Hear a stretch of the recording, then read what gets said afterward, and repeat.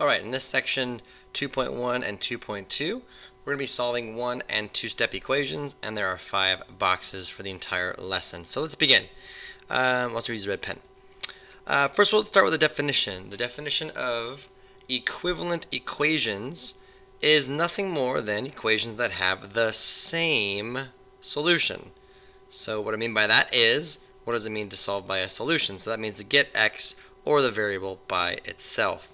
So let me give you a couple of examples, right? 5 plus x is equal to 14.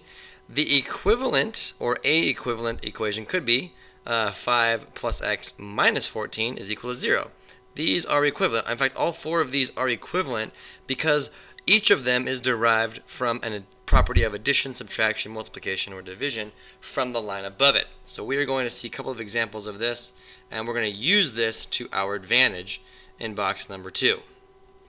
Okay, in box number 2, let's solve a one-step equation. Let's do a couple of examples here. In example A, I have x plus 13 is equal to 27. In order to solve this equation, I need to do the inverse operation of adding 13. Well, that of course would be just subtracting 13 because the inverse operation of addition is subtraction.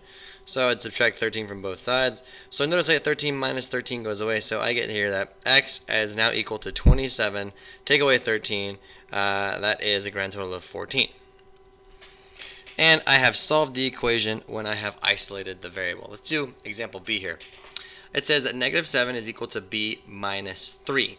The variable is b, so I want to isolate that variable. So in order to do that, I'm going to do the inverse of subtracting 3, and that is to just simply add 3 to both sides. Okay?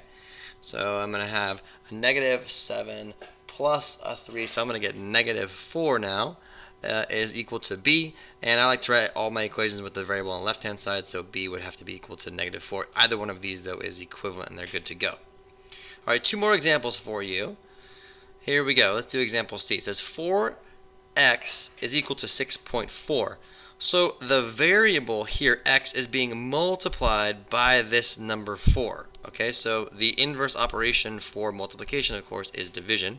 So I would divide both sides by 4. I would divide both sides by 4. Now 6.4 divided by 4, that's not going to be an integer solution, so it's okay to use a calculator for this. So I will show you on my calculator what it would look like if you were doing it too.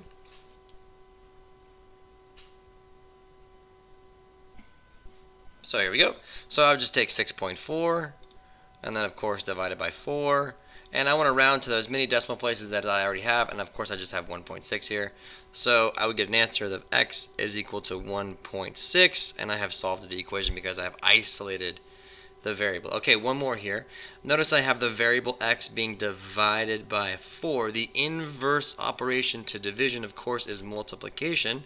So I am going to multiply both sides by 4. So that gives me that x is now equal to negative 9 times 4 is negative 36, and I have isolated the equation and I have finished the problems. Okay, box number 3, this is a you try. I'm asking you to solve on your own. What is the solution of the equation? This says that 19 is equal to r divided by 3. Hopefully you got the right answer, that r was equal to 57. All I had to do is multiply both sides by 3. Okay, moving on. Alright, let's do a couple of examples together in box number 4 of solving a two-step equation. So that means we're going to have 2 operations that we're going to need to do in order to isolate the variable. So as an example, I have 2x plus 3 is equal to 15.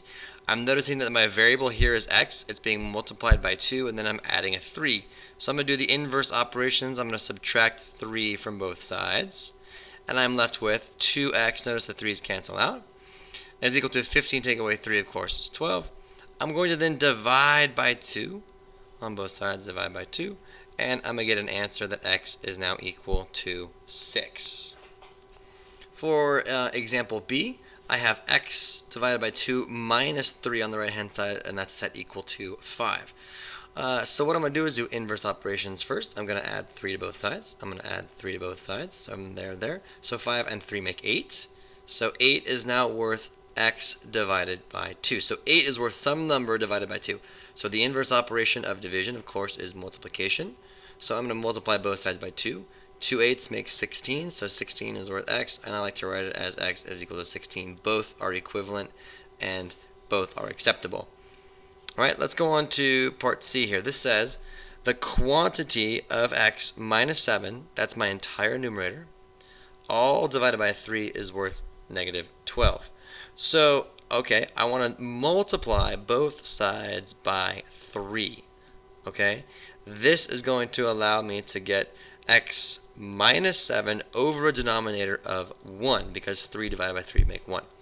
So that's equal to negative 36, right? 3 times negative 12 is negative 36. And then I'm going to add 7 to both sides. I'm going to add 7 to both sides. From here, I see that x is worth negative 29, and we have solved the equation. Okay, here's part D. I've got x divided by 3 minus 8 is equal to 4. So I'm going to go ahead and add 8 to both sides. Add 8 to both sides of my equation. And I get x divided by 3 is now worth 12. And then I'm going to multiply both sides by 3 to make my denominator 1. And I'm going to get that x is now worth 36. So I have isolated the variable and solved the equation. Okay, for box number 5, it is a you try. Please try it on your own and check your answer. And of course the answer is b is equal to 3, and you can clearly see all of my work.